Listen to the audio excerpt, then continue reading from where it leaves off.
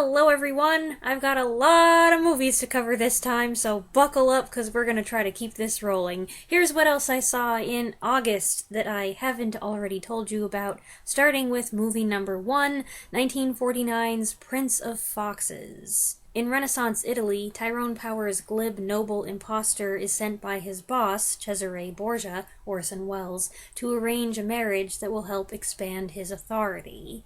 If you had asked me before if Tyrone Power and Orson Welles ever made a movie together, I probably would have said no. Neither did I realize, or maybe I just forgot, that in the same year Welles made his famous quip about the Borgias in The Third Man, he also played one. This is Power's movie, but Welles dominates every scene he's in with gusto. And maybe it's costume trickery, but he appears astonishingly slender here.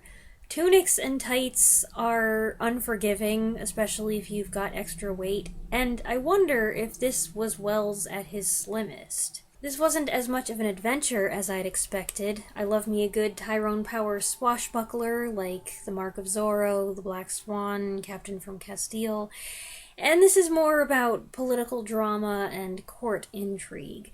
But you can't give him a sword and not let him use it, so I was pleased when at last we did get a sword fight. The film boasts some beautiful location shooting. It opens with a note informing the viewer that many scenes were shot at the places where events really occurred. I don't know if that's entirely true, but the scenery certainly was gorgeous to look at.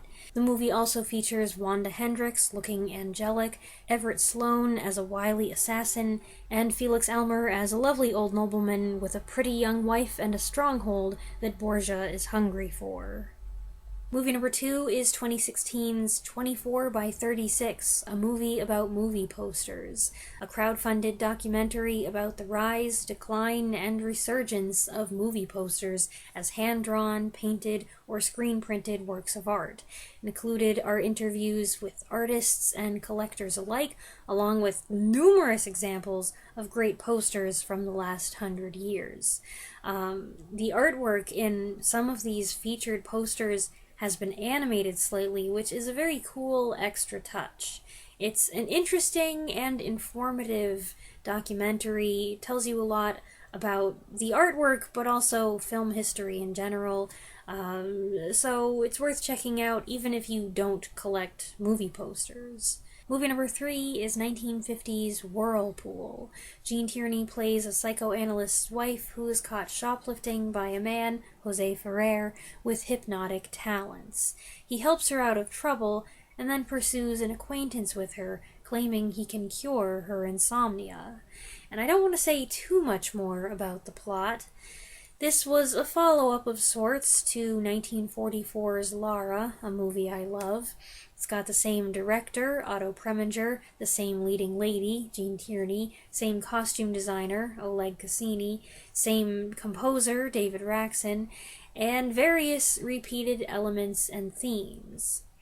Yet, while this is a decent mystery thriller, in my opinion, it doesn't come close to Lara's excellence. It lacks the wit, the energy, the performance strength, the efficient runtime. Lara also benefits from having an abrupt twist halfway through.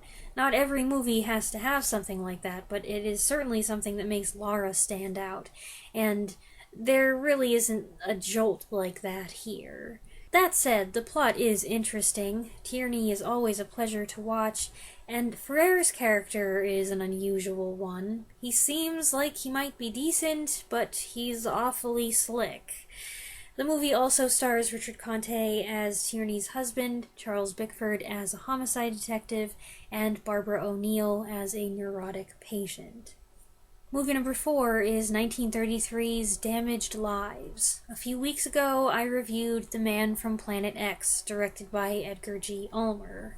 This was his directorial debut, a pre-code movie in which a young businessman has a one-night stand, regrets it, and marries his fiancée, only to learn the other girl had contracted a venereal disease and may have passed it on.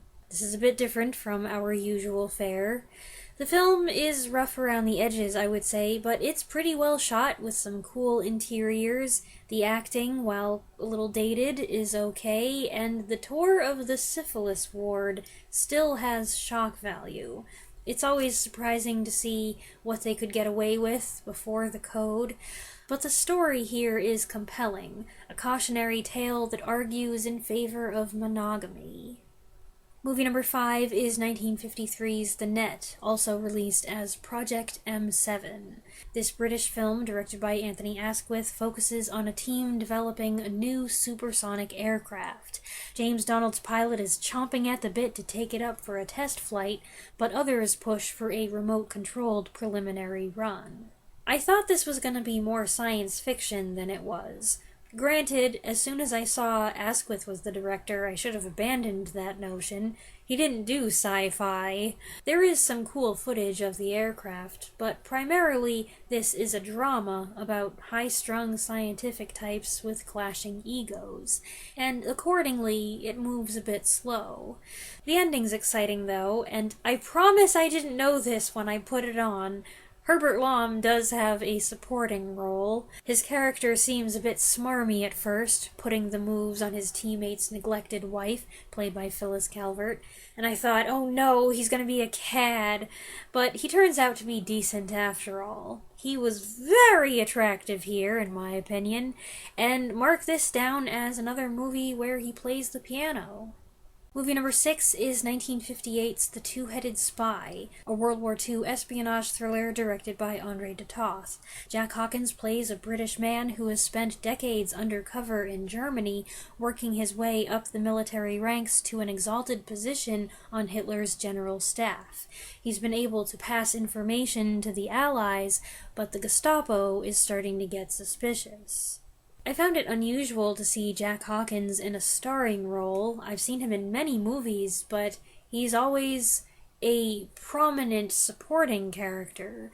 So this must have been a nice change, although the character is a typical one for him. His co-stars include Gia Scala, Felix Elmer again in another key sympathetic role, Alexander Knox, and Eric Schumann. Donald Pleasance also appears briefly in 2 scenes, and if you notice, he breaks up his lines by taking speedy little puffs on a cigarette. He was up to his tricks to get more screen time, even this far back in his career. The movie covers more ground than I'd anticipated, and it's heavier, too. There are a few bleak moments, including one scene with a water hose. They didn't show anything, but they imply, and I was pretty shocked that a 1958 film went that far.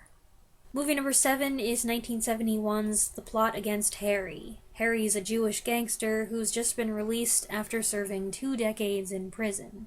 He tries to slide back into his old business, but to his dismay, the neighborhood has moved on, his health is in bad shape, and he keeps running into his ex-wife and their daughters. It's my understanding that this film sat on a shelf for almost 20 years until director Michael Romer came across it. A friend started playing it and found it so funny that he urged Romer to release it, and that's why some sources list it as a 1989 film. It's described as a comedy, and it is funny, but not in the way I expected. The style is dry and awkward. It's amusing because everything's going wrong for this guy, often in bizarre or uncomfortable ways. It helps a lot that lead actor Martin Priest's natural expression is a humorous one, made even funnier by his responses to these situations that render him helpless no matter how he tries to get a grip on things. There were some parts I enjoyed more than others. It's pretty short, 80 minutes, and I think that's a suitable length. Much more and it would have been too long. I didn't find it that funny, and the number of underwear-related gags seemed oddly disproportionate. Movie number 8 is 1951's Early Summer. This Yasujiro Ozu film stars Setsuko Hara as an unmarried 28-year-old whose ideas about matrimony clash with her family's desires and expectations. Thrice did Setsuko Hara play a woman named Noriko facing pressure to get married. The three films, 1949's Late Spring, 1951's Early Summer, and 1953's Tokyo Story, make up Ozu's Noriko trilogy, although these are three separate characters. I admire that Noriko never seems bothered by people's comments and questions. Her friends, neighbors, and boss are all nosy and opinionated, yet she takes it so graciously, and with Hara's famous smile. Ozu's cast has many of his usual suspects, including Chishu Ryu as Noriko's older brother. Meanwhile, the two little boys reminded me a lot of the kids in Good Morning, but with less flatulence. And like in that movie, I was struck by how the adults did or did not discipline their children. And this is not something that's supposed to be the point of the movie, but I found it quite distracting. These kids are so impudent, and I find it shocking that nobody does anything about it. They just smile indulgently until they get so bratty the father loses his temper and strikes one. And that's not good. But I feel like if they had done more to curb their behavior sooner, maybe things wouldn't have reached that boiling point. I appreciate Ozu's distinctive tranquility, the way his films convey the peace and warmth of domestic life, even in the midst of jarring cultural transitions. There's something cozy and calming about watching these quiet scenes of the family going about everyday things. I just wish I came away with a greater sense of satisfaction at the end. There's a moment in this movie where a character is reacting to something and you realize, oh, you're not really happy about this. And that just, put a damper on everything going forward. This is my fourth Ozu film, and I intend to see more. I have a list. But I would like to see one that doesn't resolve with a bitter pill to swallow. I acknowledge it's that very pill that gives films like this one, like Tokyo Story, like Late Spring, their lasting and universal impact. But while I don't demand a happy, Hollywood-type ending where everything's tied up with a neat little bow, I don't necessarily like being left with this unsettled, restless feeling every time. Movie number 9 is 1979's Kramer vs. Kramer. When Joanna, Meryl Streep, leaves her husband Ted, Dustin Hoffman, and their son to go find herself, Ted struggles to maintain his demanding job while learning to be a single parent. Just as he and his son are figuring out their new life, Joanna comes back and demands custody. This is a challenging movie that boasts excellent Oscar-winning lead performances. How Hoffman communicates his character's complex emotions is brilliant, and Streep is spot on as the pale and red-eyed ex-wife. Selfish as she may seem for abandoning her child, feminists hate this movie, by the way, we can see for ourselves Ted's dismissiveness, neglect, and temper, so neither one is blameless. As their son Billy, Justin Henry also gives a remarkable performance, earning his own Academy Award nomination at just 8 years old, and Jane Alexander is good as Hoffman's sister. I didn't recall going into it that this was such a big Oscar winner, but when I was reminded of it after the fact, I wasn't surprised. Besides the top-notch acting, it's got a great screenplay adapted by director Robert Benton, which does such a good job showing how things shift over time. The details subtly conveyed through visual elements like the breakfast scenes or the neatness of the apartment.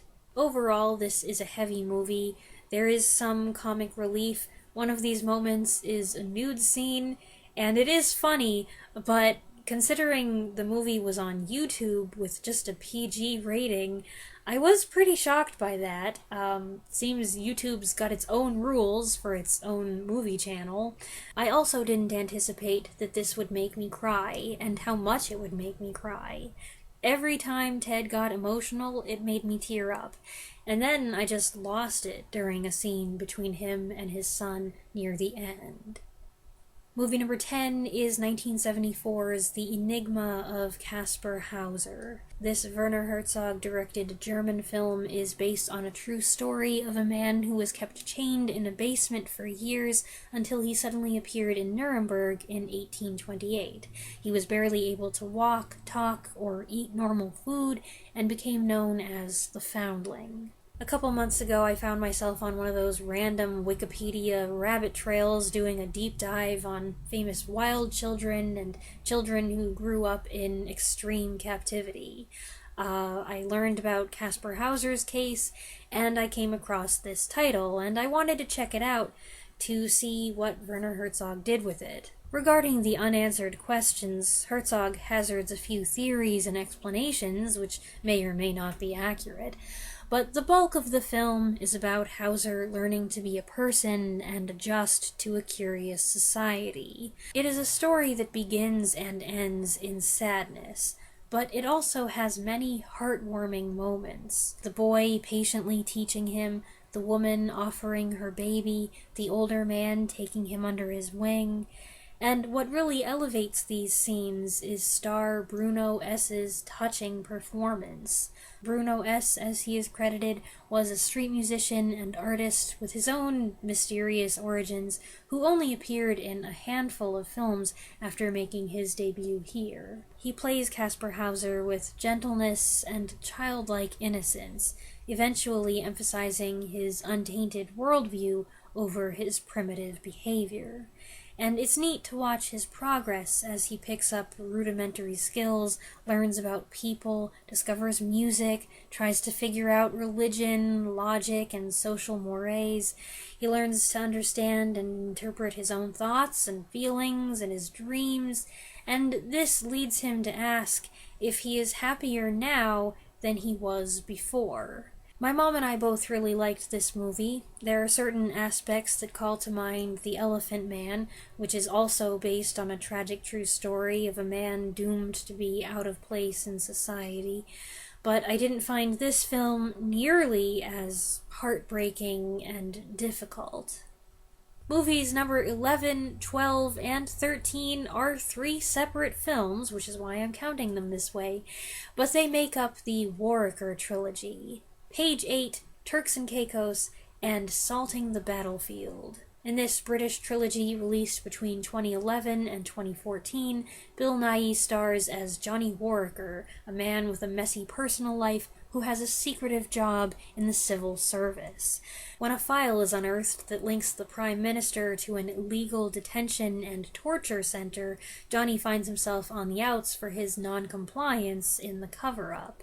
The story unfolds across the 3 films, and collectively they've got quite the cast, including Helena Bonham Carter, Ralph Fiennes, Michael Gambon, Judy Davis, Rachel Weisz, Felicity Jones, Rupert Graves, Winona Ryder, Christopher Walken, among others.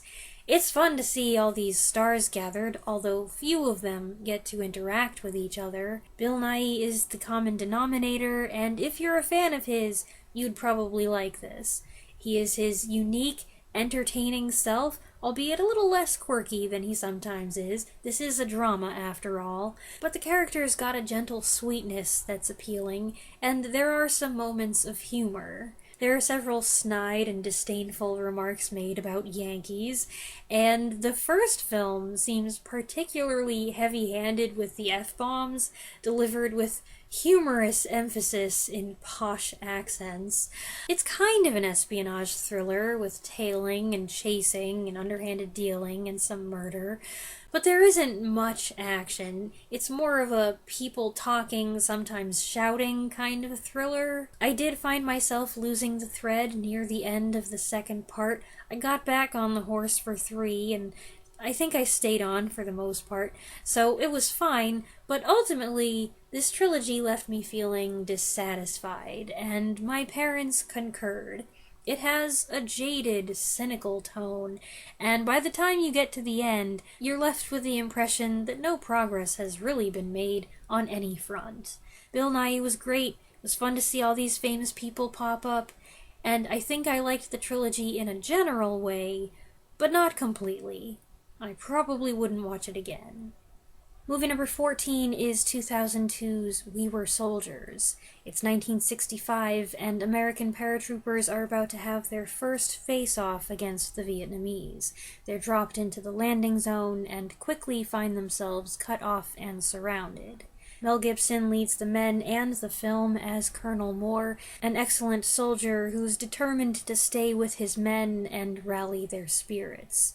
Co-stars include Greg Kinnear, who's great as a helicopter pilot, Sam Elliott, they gave his character all the funny lines, Madeline Stowe as the colonel's wife, who assumes leadership among the women, and Barry Pepper as a non-combatant photographer who drops into the fight.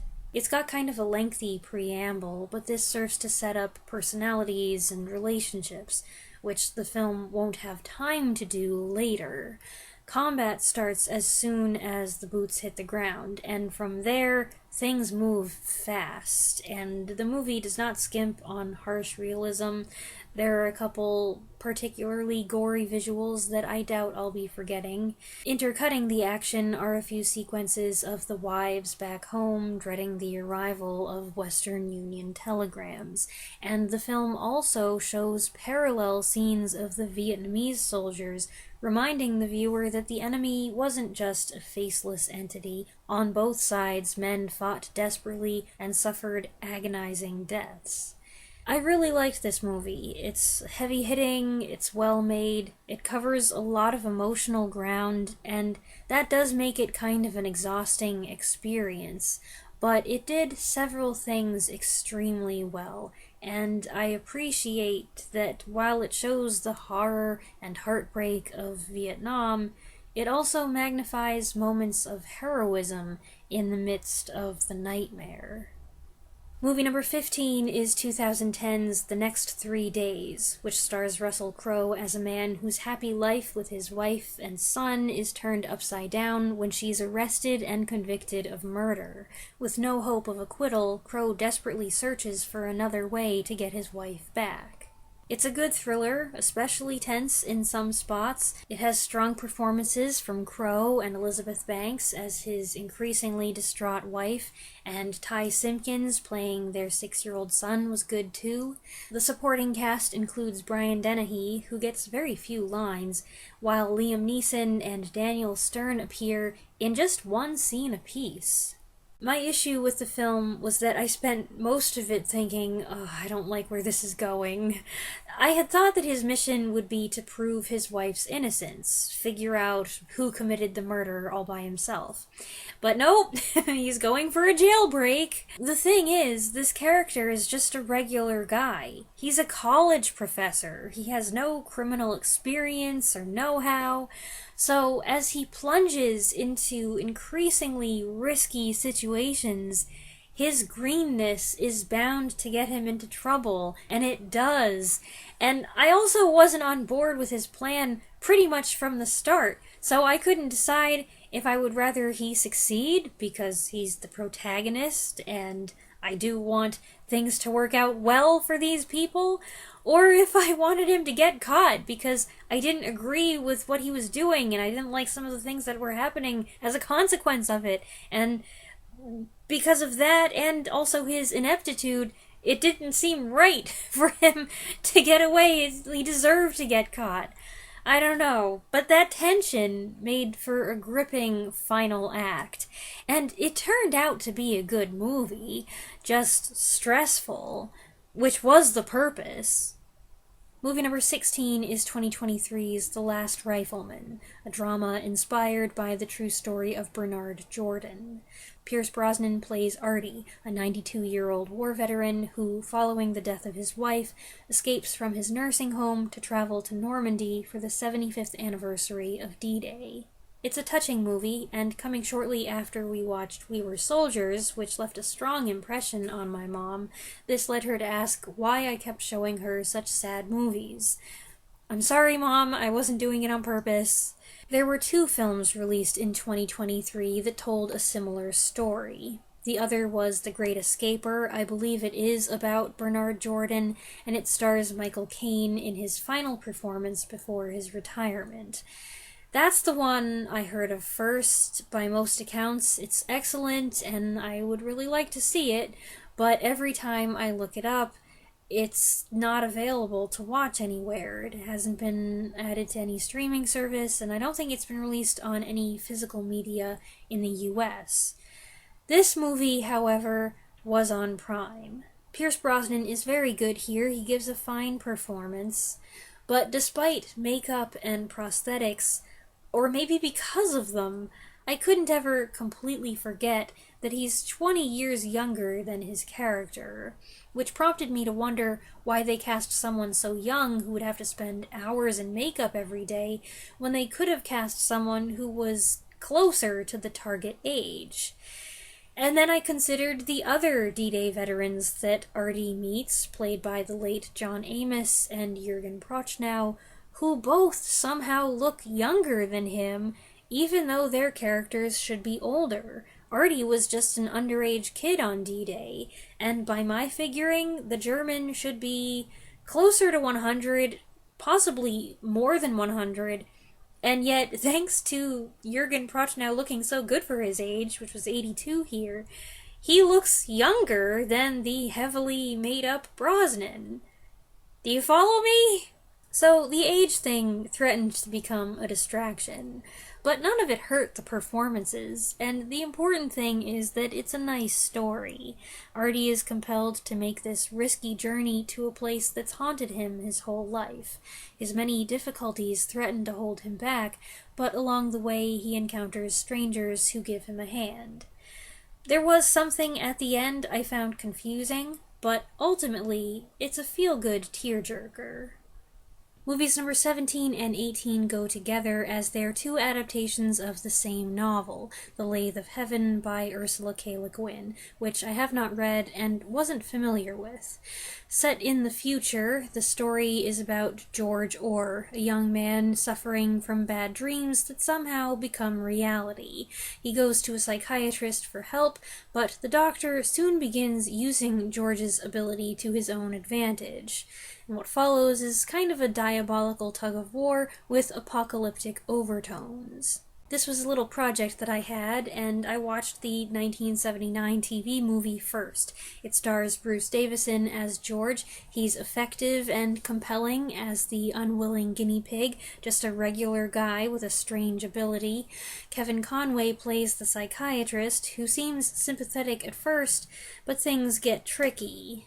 For a long time, it was believed that there were no copies of this movie, which aired on PBS, in existence, but then film strips were recovered and restored, and the color grading was fixed, and the resulting print does have some flaws. Most noticeable is a ghosting effect that sometimes makes actors appear transparent.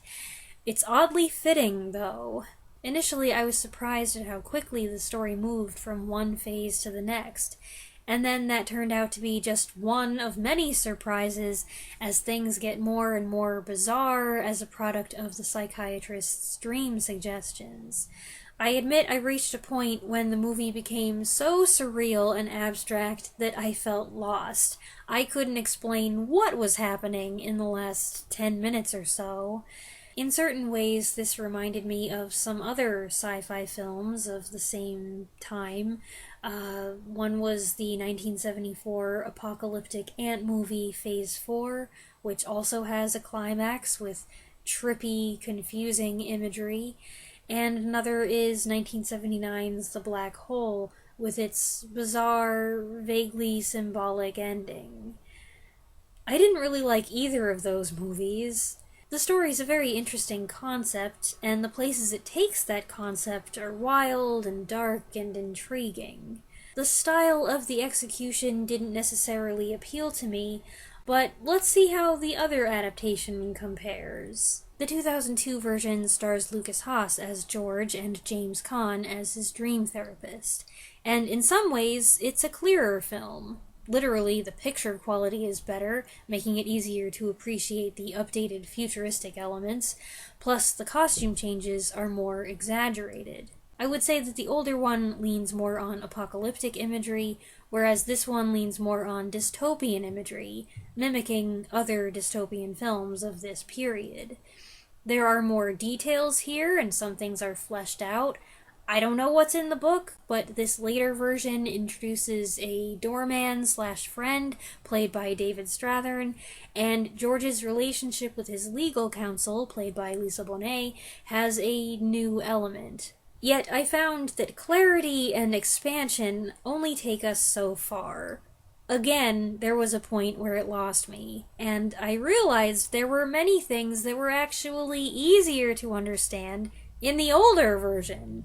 Despite its weirdness and obscurity, it was the more straightforward narrative, and it moves faster. The newer, brighter film is bogged down by a sedate pace and tone, and everyone talks in soft, low voices, which was strange.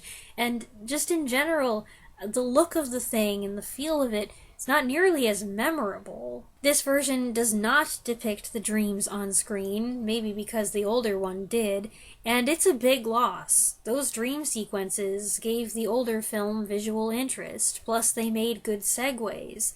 Here, the dreams are merely described, or we see him having them without knowing what's going on, and the changes to the real world aren't always evident. They got rid of the part where the therapist tries to solve racism, and I guess that's understandable, although that was another thing that was visually interesting in the older one. They also cut one of the fun parts. This is kind of a spoiler, so if you don't want to hear this part, skip ahead a bit. Where were the aliens? The Doctor wants to play God, he wants to solve global problems, and he tells George to dream of a world at peace. So George obliges by dreaming that we're all united in a fight against alien invaders, and when he wakes up, there's a galactic war going on. And then to fix things, he dreams that the aliens are our beneficent overlords now. And it was all random and bizarre, and the look of the aliens is very strange, but it was interesting, it was cool, I liked that part. There are no aliens here, what happened to the aliens? That was like my favorite part.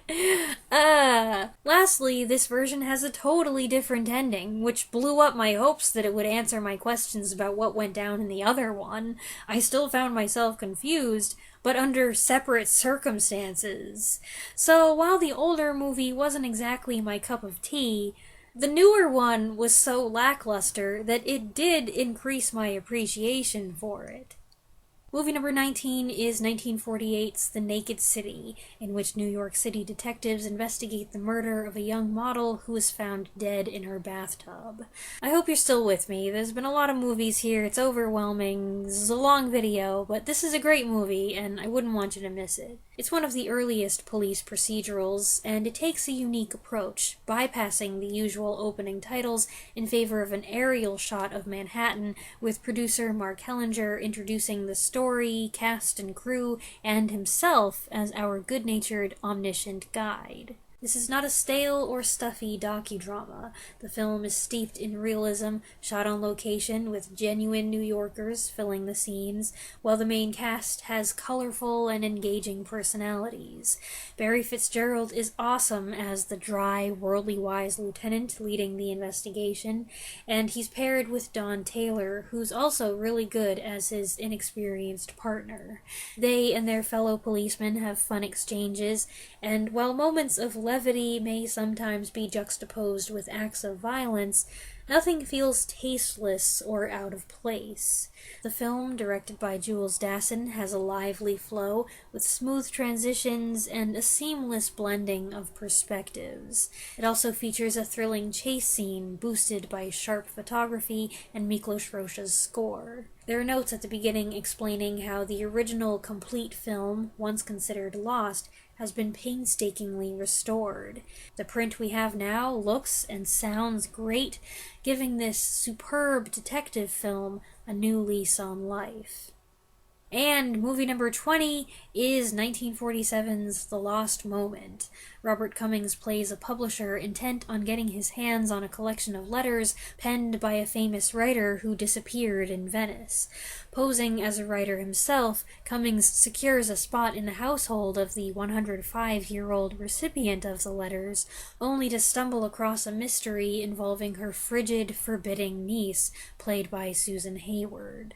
This period piece was based on The Aspern Papers by Henry James, which I have not read. It's very gothic, with strong atmosphere and a ghostly aura. I loved the house, this old mansion with dramatic staircases and cobwebs in the corners.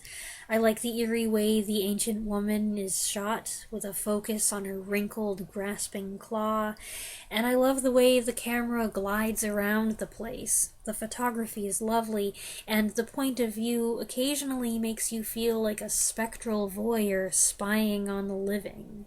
What I found less interesting is the story itself, which may or may not have a fantastical element. That side of it didn't appeal to me as much. I did detect a few connections to Henry James's The Turn of the Screw and Washington Square, and while Cummings struck me as kind of an odd fit, Hayward was arresting. The way she acted and the way she wore her costumes helped lend credibility to the tale.